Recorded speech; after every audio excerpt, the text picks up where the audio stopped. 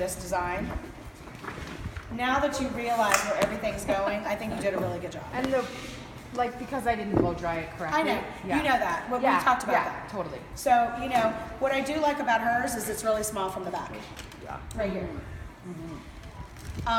When a judge looks at something, they're going to walk into it from behind because they're coming out of wherever they're coming.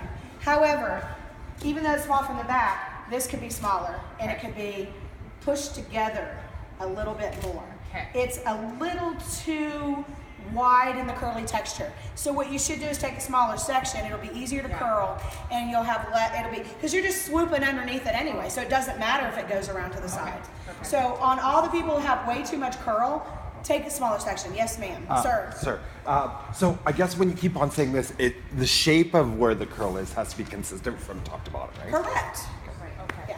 Yeah. So even if you expand up, right, or even if you expand out, it still needs to stay like consistent. a nice C shaping. Like a C, just like what you cut, like that thing. right. Just. So with the same that concept, but the texture itself has to be different, or can be different. It can be different. Right. Like what I would do is I'd go back, grab a piece after, set it all with the hot rollers, then come in and go from here out and crimp. Got it. And lay that in. Do you know what I'm saying? Right. Because that's after you've combed everything else. If you have time, then that's when you make those changes. Right. You don't want to worry about those changes in the beginning. Right. I would just go ahead and set it into the curl with the hot rollers, and then on the ones that have the bigger, looser curl like that one, that's the ones I would, because by now everything's off, and you can plug that crimping iron in because your rollers are already Right. in. Then you just come back, pick up a piece, crimp it. I would do in this amount of curl at least 5 pieces. Okay. And if you got that on, you can do 5 pieces. Easy. Don't, grab one here, one here, one here.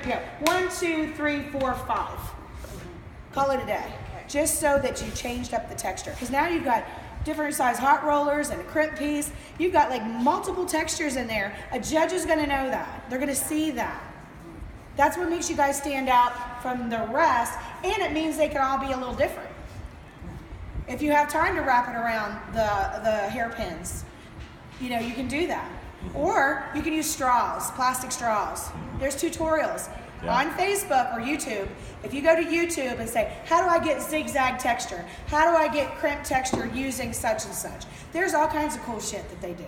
They wrap it around in a circle around the straw, and then they flat iron it, and then it goes, and it coils out. Not like you're using a curling stick. Curling sticks take too much time. I mean, if you were competing with it. It takes too much time, but you could use a couple of pieces of that somewhere. So you have to think, where do I stand different, and how do I make mine look different from somebody else's, but still stay in that idea. I like what Sandy did where she didn't cut the piece on the side, but she's gonna pull a little piece down and make a curl. Well, that balances everything out, so that's fine. All right, Janelle, I think you did a really good job. Just remember that this needs to just kind of mush it. How's my color? Do you see 4 colors? I think your color's perfect. The only problem is you don't have enough blonde up here. You kind of lost some of this, so what I would do is I would take these ends and I'd put them on a piece of foil, and I would just bleach the ends later, not now. But I would just bleach the ends a little bit just to make them lighter so you can see them. Because some of your color kind of ran into your pieces up. Do you see what I'm saying? Yeah. I only see 3 colors. Okay. But there's not enough of the blonde on this part. So when you color that, you might make this your dark, this, that, and then leave at least that much. Can you see where the dark line still is? Yeah. You want to leave at least that much on that area. So, and then you want to get darker the longer you go, it goes down longer.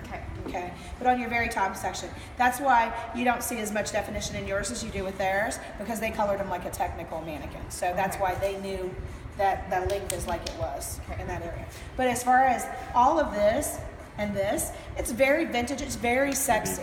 Think sexy. Get a bra, a size 32, I think it's B is what I used on my mannequin for fantasy. Get yourself a bra and embellish it with, I'm playing with myself, pearls. That's a cool way to do it. Yeah. Do a bra with pearls, use it as a base, and then turn around and add fabric to it and make your bottom like a high-waisted vintage little look if you want. There's all kinds of, the sky's the limit. It could be The white base to our bridals would be. Yeah, you could do that.